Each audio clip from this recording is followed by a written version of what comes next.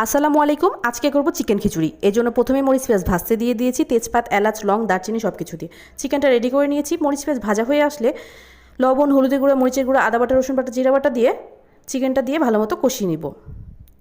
কষানো হয়ে গেলে পরিমাপ মতো পানি দিয়ে দিব। এখানে চিকেনটা রান্না হোক।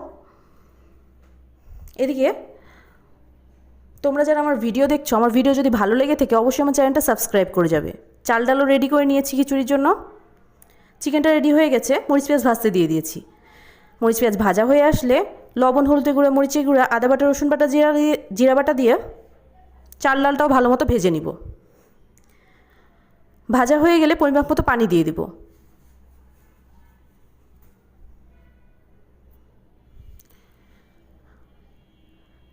এখানে বিরিয়ানি মশলা আমি খিচুড়ির মধ্যে কিছুটা দিব। বিরিয়ানি মশলাটা খিচুড়ির মধ্যে দিলে সুন্দর লাগে খিচুড়িটা। এখানে চালটা সিদ্ধ হয়ে গেলেই চিকেনটা খিচুড়ির সাথে অ্যাড করে দেব। কিছুক্ষণ দমে রেখেছিলাম, এই যে আমারটা রেডি হয়ে আসছে খিচুড়িটা। এখন কিছুটা ঘি দিয়ে আরও বেশ কিছুক্ষণ দমে রাখবো।